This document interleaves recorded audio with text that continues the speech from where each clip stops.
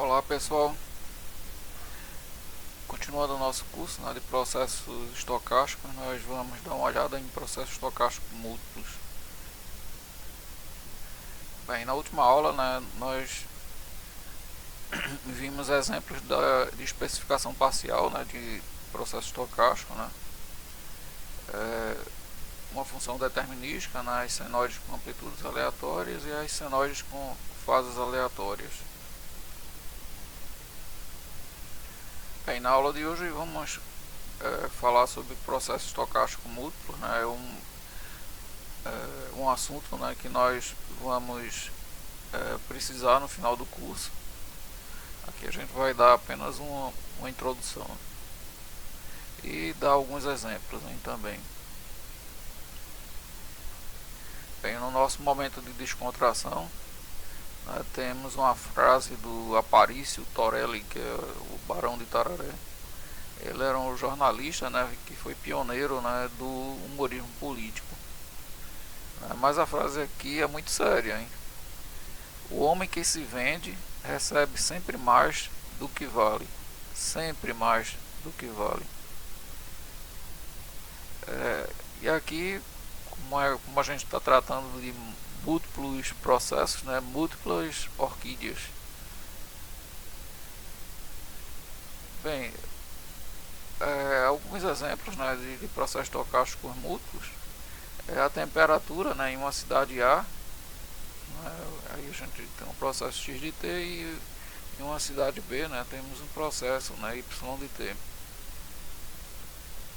Também podemos ter o que a gente vai até ver no nosso curso, na parte final do nosso curso.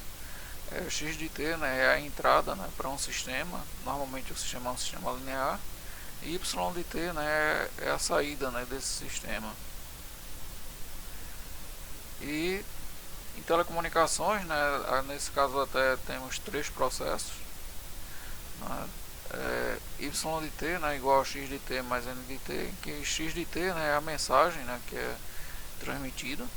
Normalmente é um processo estocástico, a gente não conhece ela antes dela ser transmitida. Aí o ruído, que é outro processo estocástico somado, isso aqui é um modelo bastante usado em telecomunicações, somado à mensagem. Y de t é o sinal que é recebido pelo receptor. O receptor tem a incumbência de estimar x de t a partir do y de t, ou seja, minimizar a influência do ruído. Isso é exatamente o que nós vamos ver no final do curso com o estimador linear ótimo, certo? Então a gente vai propor estimadores linear ótimos a partir de y de t e estimar x de t. Bem, naturalmente a gente está interessado na influência de x de t em y de t e vice-versa. Aqui é uma consideração para dar uma definição formal sobre isso. Considero dois processos, x de t e y de t, definidos no mesmo espaço amostral e tendo o mesmo conjunto de intervalos de tempo, que a gente chama de índice I. O I são os intervalos de tempo que esses processos estão definidos. Bem, então o comportamento geral desses dois processos é especificado através da coleção de funções de distribuições conjuntas. Aqui a gente está, por causa da notação, x é x de t1 até x de tj, ou y é o y de t1' até y de tk', nos pontos x1, xj, y1 até yk. Então, isso aqui a gente pode ver como vetores aleatórios. Bem, na prática, a gente usa apenas duas variáveis aleatórias, x de t1 e o y de t2. normalmente, né? Então a conjunta, né, seria um f de x de t1, y de t2, para nossa sorte. Bem, se os processos forem independentes, né, x e y, então a distribuição conjunta, né, de x e y, ela é o produto, né, das distribuições, né, individuais.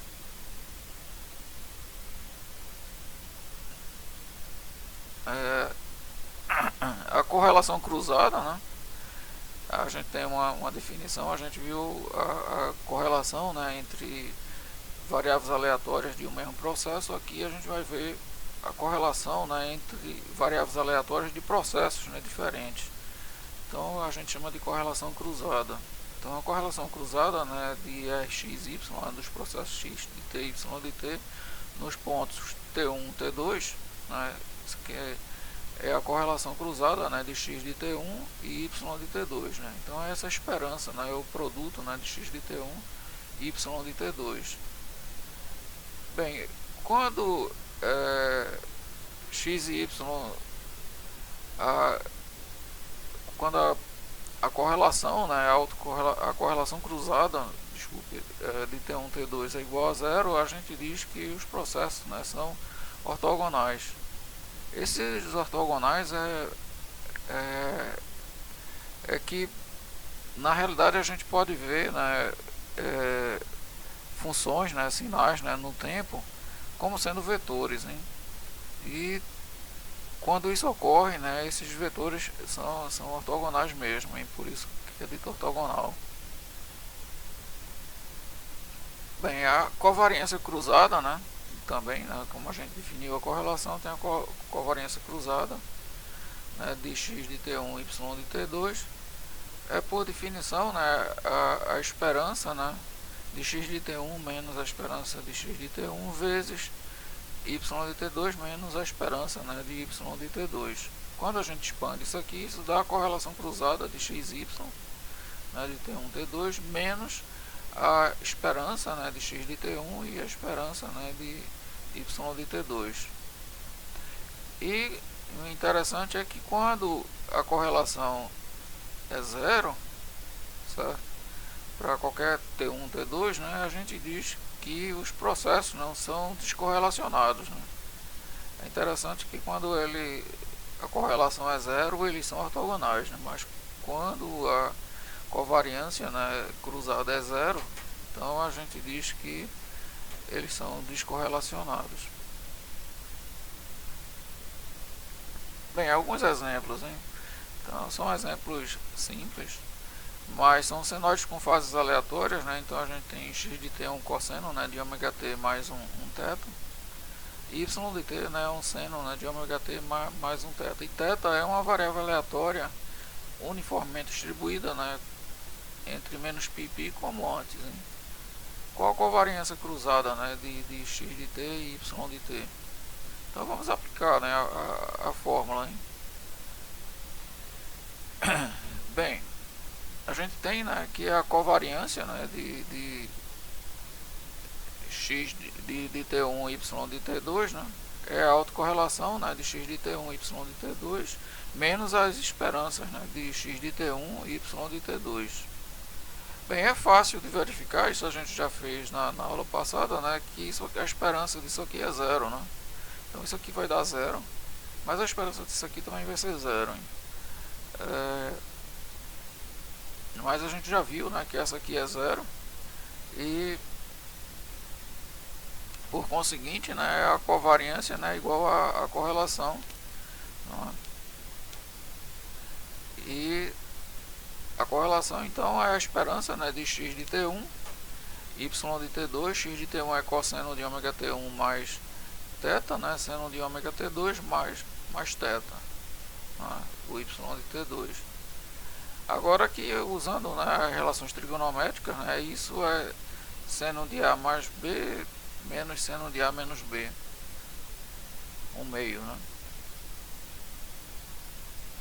Então é um meio, né, de seno de A mais B, então ômega t1 mais ômega t2, né, mais 2θ, né, menos, né, corta o θ com θ, né, ômega T1 menos T2. Bem, aqui essa esperança aqui, né, é de uma senoide, né, que vai de menos π a π.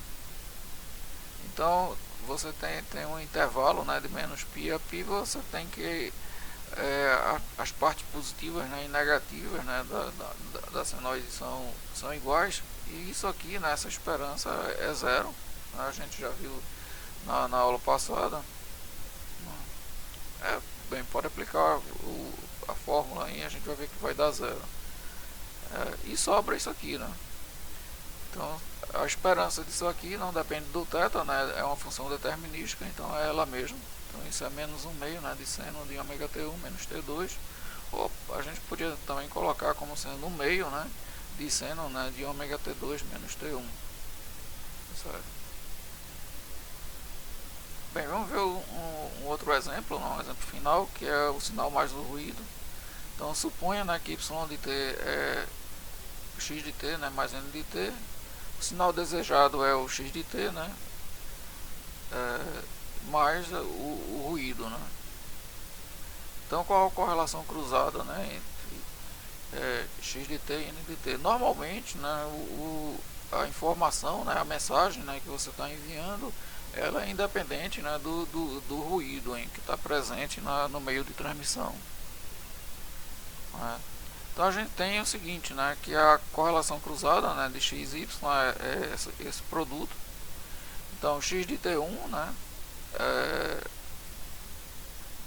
aliás, y de t2, né, é x de t2 mais n de t2, a gente vai substituir.